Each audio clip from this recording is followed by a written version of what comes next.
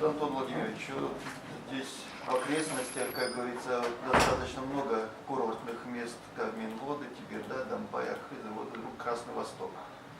Вот чем он может быть привлекателен для туристов?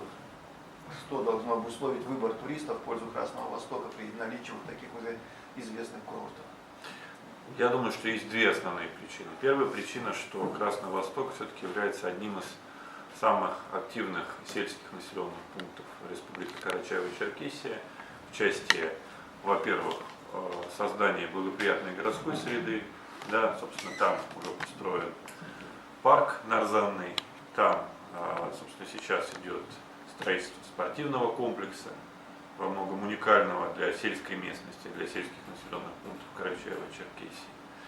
А кроме того, там достаточно давно и активно как раз Алашара фонд работает, да, исходя из этого есть некий актив социально, так сказать, очень с стойкой жизненной позиции людей, да, которые готовы работать, созидать. Исходя из этого, всегда для реализации любого проекта люди – это ключевой вопрос, потому что если нету собственных активных людей, то и нет проекта и его реализации. Второй вопрос, что на самом деле нам кажется, что туристический рынок в России, особенно на Северном Кавказе, он высококонкурентен, ниш уже нет, все они заняты. Минеральные воды, ну, назовем условно всю зону, Пятигорск, Кисловодск, Железноводск, минеральными водами.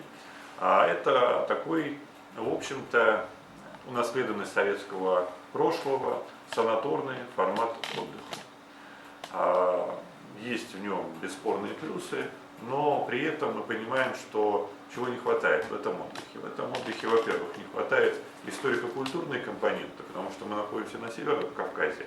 Но сказать, что в рамках минеральных вод мы вообще чувствуем ту землю, где находимся, ее историю, ее культуру с точки зрения каких-то событий, с точки зрения каких-то архитектурных, археологических памятников, погружение в очень интересный и разнообразный исторический период, собственно, который практически последние несколько тысяч лет активная деятельность на Северном Кавказе происходит, этого погружения нет.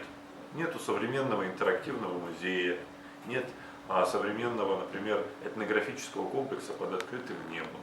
И вроде бы люди приезжают на Кавказ, но по сути приезжают в какой-то среднестатистический курорт со среднестатистической архитектурой. Да, есть природа, бесспорно уникальная, но этого недостаточно. Поэтому есть потребность у всех, там достаточно существенные потоки, больше 1,5 миллиона туристов в год приходится на минеральные воды. Существенно есть потребность в, скажем так, разнообразии отдыха, досуга, в экскурсиях. Сейчас, по сути, единственным объектом для посещения в радиусе 30-50 километров, 60 километров от Кавказских минеральных вод, как туристический интересный многофункциональный объект, является Медовый водопад. Больше никаких близких, интересных туристических объектов, более-менее освоенных, нет. Дальше уже за экскурсиями надо ехать по 4, по 5 часов далеко. Это либо посещение всех известных горнолыжных курортов, в первую очередь Домбай, Архыз, Чигет, либо посещение каких-то столиц Республик Северного Кавказа. Но понятно, что это очень некомфортная однодневная поездка, потому что большую часть времени проведет человек в автобусе. Или это вообще поездка там, на 2-3 дня. Исходя из этого, мы видим потребность, во-первых, в какой-то активности социальной и экономической на территории села Красный Восток со стороны жителей, со стороны в том числе в целом абазинского народа. С другой стороны, мы видим потребность в предоставлении услуг, скажем так, историко-культурного досуга. Собственно, в строительстве организации музея, который будет востребован не только жителями Карачаево-Черкесии, не только абазинами, карачаевцами, черкесами, местным русским населением, но и многочисленными туристами. Кроме того, в зимний период фактически вопрос погружения в историю Кавказа, он также остается актуальным. И все горнолыжники, которые едут кататься на горных лыжах, многие из них также имеют какие-то потребности, связанные с, собственно, ознакомлением с историей тех мест, где они отдыхают. И зачастую многие автобусные маршруты, в том числе и на частном автотранспорте, не только автобусы, которые идут из Кисловодска, они идут вообще через Красный Восток, потому что зачастую закрыта вот прямая дорога на Карачаевск, перевалы и прочее. Поэтому, по сути, мы и в зимний период имеем возможность взять часть потоков транзитных, туристических для посещения музея. Но кроме этого, когда мы начали детально анализировать территорию уже непосредственно красновосточного поселения и всего Малокарачаевского района, стало ясно, что на самом деле и с точки зрения экологического туризма территория крайне интересная. И можно, собственно, создать синергию работы не только историко-культурного музея как комплекса, но и создания целого ряда экологических маршрутов, которые тоже могут быть востребованы. Тем более опыт, например, Финляндии, Швеции, других скандинавских стран, опыт альпийской зоны, да, Швейцария, Германия, Австрия, Франция, Италия, показывают, что очень востребованы экологические тропы. Красный Восток, ввиду того, что по сути и крупное сельскохозяйственное предприятие в начале 90-х было ликвидировано, сейчас полностью экологическая чистая местность. Только сельское хозяйство, подсобное хозяйство, малые предприятия, поэтому нет никакого промышленного загрязнения. Плюс наш анализ показал, что вот система каньонов, система долин рек и самое главное долины реки Кумы — это уникальный объект, который обладает прекрасными характеристиками с точки зрения визуальной составляющей. И есть возможность создавать очень интересные туристические маршруты, которые позволяют не просто идти от точки А к точке Б, а, скажем так, проходить через определенные такие центры силы, когда ты вдруг поднимаешься на обзорную площадку и обозреваешь на несколько десятков километров вокруг окрестностей, видишь напрямую Эльбрус. Места, где есть очень интересные легенды, да, к примеру, крепость Калаш, и мы определенным образом в рамках проекта собираемся эти места, скажем так, обыграть для того, чтобы людям по маршруту, так сказать, было интересно читать это, как, знаете, такой интересный приключенческий роман. Прошел еще 300 метров, и тебе открылась какая-то новая история или новая услуга. Понятно, что это в том числе возможности создания таких точек фермерских хозяйств, абсолютно натуральных, где человек может пройти, попробовать местные продукты, если хочет даже остаться на ночевку, не знаю, поспать на сеновале, поспать в какой-то кавказской семье, приобщиться к быту. Собственно, потребность в этом имеется, потому что если мы смотрим на те же Альпы, это огромный рынок, миллиарды евро именно экологического туризма.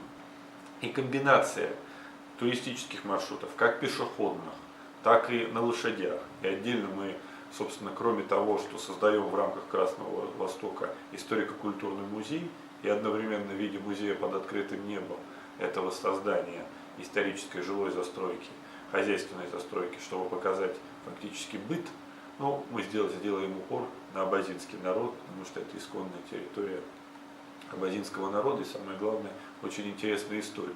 Но по сути на базе этой исторической летописи мы также увидим и проследим историю всех северокавказских районов, народов и русского народа, который до сюда пришел в конце XVIII века, всю сложную историю взаимоотношений. И, конечно же, отдельный элемент историко-культурного музея — это как раз современная интерактивная экспозиция, потому что мы должны быть адекватны настоящему, очень высоким требованиям населения. Просто музей, где расставлены под стеклом, нельзя трогать, шаг влево, шаг вправо, какие-то музейные экспонаты, на самом деле большинству населению не интересны. Ну, тем более такие этнографические музеи можно найти и в городах Северного Кавказа сейчас. Поэтому основная задача, с одной стороны, музей быта и хозяйственной деятельности, который позволяет осуществить максимальное вовлечение. Ты пришел, ты сел, ты что-то попробовал. В каждом доме фактически какой-то человек непосредственно ведет определенную деятельность, позволяет тебе к ней приобщиться. Кузнец, не знаю, седельные дела и прочее, прочее. А интерактивный музей позволяет тебе в максимально доступном интерактивном формате документальных фильмов, каких-то 3D инсталляций, каких-то интерактивных экранов, где ты можешь самостоятельно листать летописи, фотографии, видеофайлы. Но самое важное, что вся эта система маршрутов, вся инфраструктура туристическая, которая создается в селе Красный Восток, она абсолютно неконфликтна, абсолютно учитывает ту сельскохозяйственную деятельность, ту бытовую деятельность, которую сейчас ведут жители села. То есть мы специально просчитали, чтобы никакие маршруты не мешали традиционным скотопрогонам, зонам выпаса скота и лошадей. И исходя из этого, собственно, мы точно сможем достигнуть определенной гармонии, что люди не почувствуют из-за работы туристического вот этого кластера, назовем его современным иностранным словом, каких-то ограничений, какого-то изменения своих устоявшихся привычек. И это тоже очень важный момент, очень важное требование, которое заказчик Талашара, собственно, к нам предъявлял, когда мы занимались этим проектированием.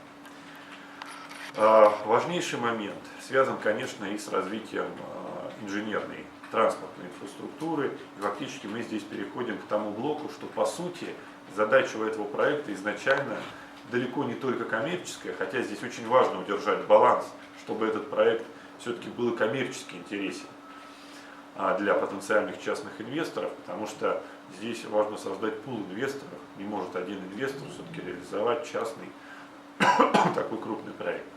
Очень важная была задача, собственно, работать на социально-экономическое развитие этой территории. А значит, и в процессе строительства, и в процессе эксплуатации максимальное внимание и максимальные возможности должны быть даны жителям, в первую очередь, села Красный Восток, Малокарачаевского района, абазинского народа в рамках Карачаево-Черкесии, для того, чтобы они работали. Исходя из этого, посчитаны конкретные потоки, есть возможность действительно сделать этот курорт круглогодичным, потому что, с одной стороны, историко-культурный музей абсолютно спокойно может и в зимний период, а ряд маршрутов, особенно на лошадях, абсолютно комфортно могут работать и в зимний период. Тем более у нас объем туристов в зимний период даже не меньше и больше, чем в летний период. Это, собственно, те, кто пользуется горнолыжным курортом. И если у них есть возможность не 2 недели просидеть, условно, там, в районе Архыза, а еще 2-3 дня познакомиться с другим типом отдыха, это будет точно иметь возможность. Но самое важное, когда я говорил о социально-экономической вот таком балансе, который мы должны достигнуть на территории, это не превратить Красный Восток просто в проходной двор. Да, потому что мы понимаем, что любые туристические потоки, они в какой-то момент достигают таких уровней, когда, скажем так, люди начинают ощущать себя как на обочине активной дороги. Да, мы будем максимально привлекать сюда людей, которым нужны комплексные услуги. Не просто транзитно за час, какой-то очередной музей, давай приедем, настрой не открыть свою душу, не открыть свой мозг, новая информация, а просто как какое-то развлечение. Понятно, что в первую очередь мы будем настраивать на более такой глубокий туристический продукт, вдумчивый, и в формате однодневного посещения, и тем более в формате многодневного. Исходя из этого, есть достаточно жесткое лимитирование на полное развитие 2024 год. Это 190 тысяч туристов в год. Если распределить их по 360 дням, мы понимаем, что это максимум в пиковые летние периоды 750-800 человек в день посещают территорию курорта, и большая часть из них, конечно, все равно будут транзитные туристы на один день. Это значит, они приедут на несколько часов в музей, они пройдутся по самым коротким маршрутам и не будут здесь ночевать. Но мы все равно понимаем, любая ночевка – это основные бюджетные доходы для территории, а для нас вопрос фактически развития экономики, развития бюджетной базы и территории Красновосточного сельского поселения, и Малокарачаевского района, и Республики Карачаево-Черкесия, которые дают возможность решать другие социально-экономические многочисленные проблемы этой зоны. Для нас это вопрос первостепенный, поэтому, конечно же, мы, кроме объектов однодневного посещения, собираемся организовать, собственно, гостиничную инфраструктуру для того, чтобы можно было жить в многодневном режиме. Я здесь могу показать. Например, здесь показаны туристические маршруты. И вот здесь у нас есть так называемая центральная зона в центре села Красный Восток. Например, всем известный Нарзанный парк у моста, ресторанный комплекс, это вот эта зона, а это развитие всего комплекса, его центральной части. Зону это уже развивает фонд Талашара. Собственно, вот это здание разноцветное сейчас строится, это физкультурно-оздоровительный комплекс старт строительства которого президент республики, президент фонда дали летом прошлого года, 2016. Сейчас уже под крышей это здание, и в этом году будет введено в эксплуатацию. Соответственно, что мы здесь видим на этой картинке? Мы видим удобные подъезды, парковка для автобусов, парковка для частных автомобилей и автобусов. После выгрузки пассажиров будет сделано на некотором отдалении. Соответственно, благоустройство долины реки Кума, информационный центр, который позволит людям сразу же понять все возможности, которые дает курорт, потому что живое общение не заменит никакая программа в телефоне, никакое приложение. Здесь бесплатно дадут карту, дадут консультации. Дальше важнейшая зона – это зона ярмарочная. Здесь для как раз местных жителей, малых предприятий есть возможность бесплатно выставить свою продукцию, и поделки, и продукты. Ясно, что все равно будут некоторые сертификации, чтобы гарантировать полное качество, но фактически это возможность как раз населению, в первую очередь окрестных сел, самому селу и Красный Восток, продать свои поделки, свои продукты, и все туристы, которые приезжают, они в музей будут идти через это пространство. Оно будет удобно организовано, чтобы это не выглядело как рынок, а выглядело как погружение в какой-то торг, ярмарку, в какое-то событие, которое переходит перед твоими глазами. Ты сразу, лучше все будут даже одеты в какие-то национальные костюмы, ну, чтобы соблюдать какой-то, с одной стороны, баланс между, не превращать это тоже в какое-то совсем уж театральное действие, но с другой стороны, чтобы было некое впечатление, что ты все-таки попал на Северный Кавказ, а не на какую-то стандартную там торговую территорию, непонятно, это Ростов, Волгоград или, не знаю, Нальчик, условно говоря. И здесь также будет зона для приема пищи, потому что у людей должна быть возможность, они что-то купили, тут же сели, попробовали. И дальше мы видим, начинается сам этнографический музей, это комплекс зданий, но более подробно вот здесь показана, собственно, вот зона музея, сейчас я открою, есть более подробное его изображение, две очереди, понятно, в первой очереди мы не можем построить весь музей, но вы видите более крупные здания. Это здание как раз под интерактивный музей, под экспозицию. Фактически мы людей сначала погружаем в историю. Мы им показываем всю палитру тех событий, которые здесь происходили, и с абазинским народом, и фактически со всеми связанными народами. Карачаевцы, черкесы, адыги, кабардинцы, русские, евреи здесь жили, потому что в эпоху, собственно, средневековья фактически это основная транзитная зона, и здесь были известные поселения очень многих народов. Фактически продемонстрировать всю палитру, все многообразие, восхитить людей тому, что они прикасаются фактически к великой истории, и дальше уже перейти к бытовой экспозиции, которая показывает и обычаи, и формат жизни, и самое главное ремесла. И здесь мы видим фактически очень разнообразные постройки, которые отражают все возможные аспекты жизни, ну скажем так, семьи.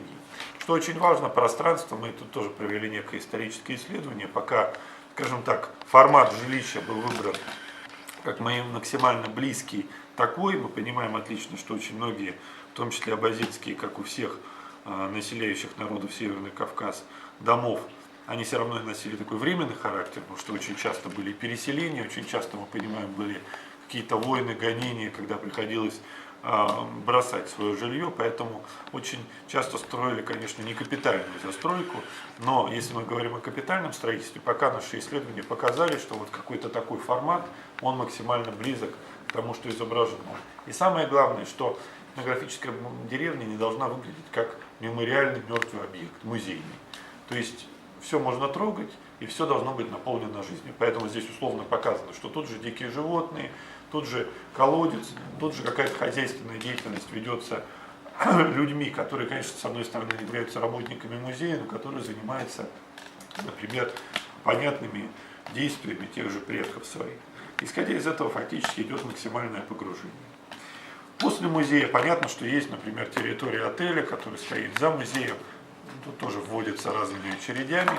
Все эти объекты не очень большие, то есть общее развитие всех гостиничной инфраструктуры максимум на 200 номеров, потому что было посчитано, что экологическая емкость территории всех троп, чтобы, например, с одной стороны мешать сельскому хозяйству, не было ощущения, что вот ты ходил по молчаливым, с такой звенящей тишиной, пространством, да, дышишь прекрасным царительным воздухом, а тут вдруг толпы пошли по пешеходным маршрутам или маршрутам на лошадях. Поэтому специально рассчитано, что не больше 250 человек одновременно должно находиться на всех, например, 20 километров маршрутов.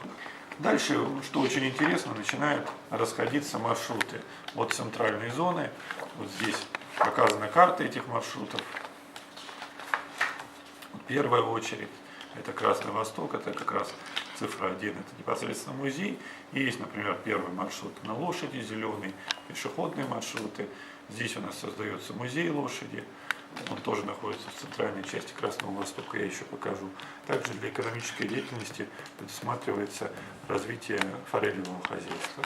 И вот различные маршруты показаны более детально, у них есть промежуточные цели, у них есть главная цель. Например, маршрут вдоль реки Кума от центра села Красный Восток до так называемого Калажа. И мы планируем восстанавливать крепость, которая там была. Ну, понятно, восстанавливать скорее руины, но, скажем так, возвращать историю этому месту. Есть маршрут к очень интересным гротам, балки Абул-и-Куар, соответственно, тоже очень удобные с точки зрения того, что фактически они очень рядом находятся с центром села Красный Восток. Есть и более длинные маршруты, например, на возвышенность самую значительную в этой зоне Мазари-Пшира на территории Красновосточного сельского поселения.